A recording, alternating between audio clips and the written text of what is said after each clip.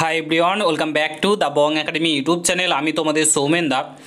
তো বন্ধুরা, তোমরা প্রত্যেকে জানো বেশ কিছুদিন আগে মাননীয় মুখ্যমন্ত্রী তোমাদের ওবিসির নতুন সংশোধন বিল পাস করেছে বিধানসভায়, এবং নতুন ওবিসি লিস্ট প্রকাশিত হয়েছে। কেউ ওবিসি এ থেকে ওবিসি বিতে চলে গেছে, কেউ বি থেকে এতে চলে গেছে, ঠিক আছে। তো এই নিয়ে যে বলা হচ্ছে যে মুসলিমদেরকে বেশি সংরক্ষণ দেওয়া হয়েছে, তারপরে অনেক হিন্দুরা ওবিসি থেকে বঞ্চিত হয়েছে, এই নিয়ে কলকাতা হাইকোর্টে একটা কেস করা হয়েছিল। এই ওবিসি কেসের উপর, নতুন তালিকার উপর কিন্তু কেস করা হয়েছিল। সেই কেসের হিয়ারিং আজকে ছিল। কি হলো আজকের হিয়ারিংয়ে? আবার কি নতুন করে তোমাদের ওবিসির উপর কেস হতে চলেছে? আবার কি তোমাদের সমস্ত কিছু থমকে যেতে চলেছে? এমনটাই কিছু কিন্তু ইঙ্গিত পাওয়া যাচ্ছে।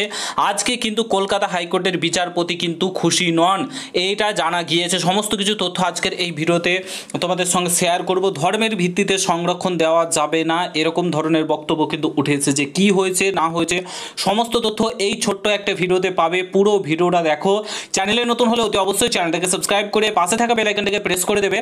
যখনই আমি নতুন ভিডিও আপলোড করব তার নোটিফিকেশন সর্বপ্রথম পেতে অতি অবশ্যই চ্যানেলটাকে সাবস্ক্রাইব করে দেবে। অন স্ক্রিন তোমরা দেখতে পাচ্ছ আজকের বিভিন্ন আর্টিকেলে প্রকাশিত হয়েছে।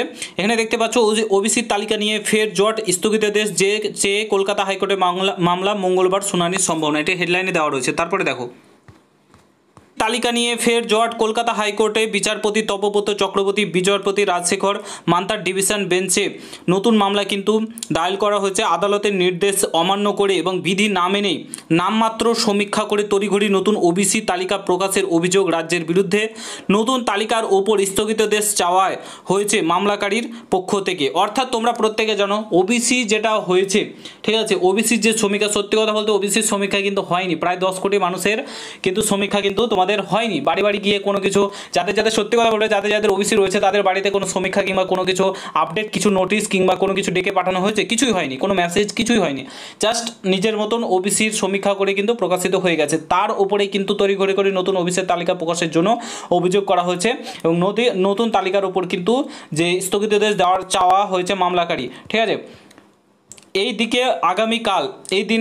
আগামীকাল অর্থাৎ মঙ্গলবার বিকেল থেকে সমস্ত জায়গার ভর্তির পোর্টাল খুলে যাচ্ছে। অর্থাৎ আগামীকাল মঙ্গলবার তোমাদের কিন্তু ভর্তির যে প্রক্রিয়া সেটা কিন্তু শুরু হয়ে যাবে। ফলে মঙ্গলবার দুপুর 2টোর সময় স্থগিতাদেশ নিয়ে সিদ্ধান্ত নেবে ডিভিশন বেঞ্চ। প্রাথমিকভাবে জানানো যাচ্ছে এমনটাই।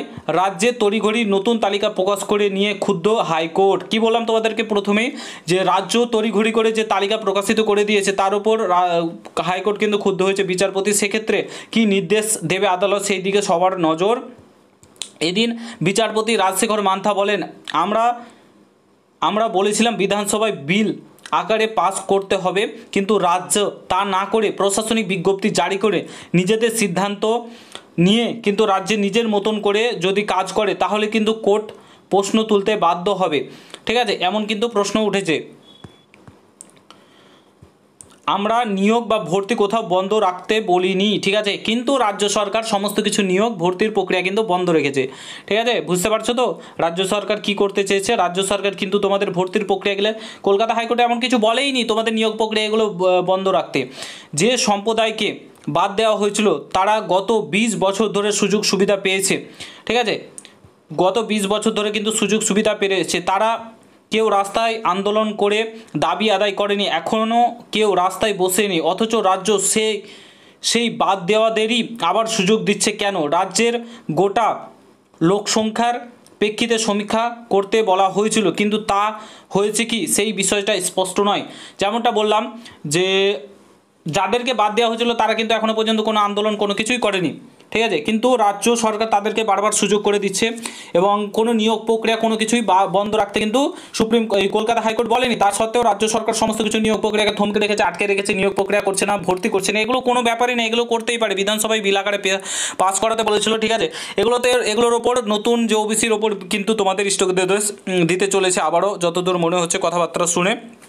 তোমাদের এবার রাজ্য সরকার যদি আবার পুনরায় সমস্ত কিছু থামিয়ে দেয়, এটা রাজ্য সরকারের দোষ, কলকাতা হাইকোর্টের দোষ না। কলকাতা হাইকোর্ট বলেছে নিয়োগ প্রক্রিয়া সমস্ত কিছু কিন্তু চালিয়ে দেওয়া হবে। পুরোটাই ডিপেন্ড করছে আগামীকাল মঙ্গলবার কি হচ্ছে দেখা যাক, ঠিক আছে। মঙ্গলবার সমস্ত কিছু ডিপেন্ড করবে, এবং মঙ্গলবারই কিন্তু রায় চলে আসবে। কারণ তোমাদের ভর্তির প্রক্রিয়া থেকে শুরু করে নিয়োগ প্রক্রিয়া সমস্ত কিছু কিন্তু আটকে রেখেছে, ঠিক আছে, আটকে রয়েছে। আশা করি বুঝতে পারছো এবং তোমাদের এতে মতামত কি রয়েছে অবশ্যই ওবিসি কেসের ওপর তোমরা জানাবে ভিডিওর কমেন্ট বক্সে। চ্যানেলে নতুন হলে অবশ্যই সাবস্ক্রাইব করে যাবে। ভিডিওটা আমি এখানে সমাপ্ত করেছি, যদি তোমাদের ভালো লাগে শেয়ার করো।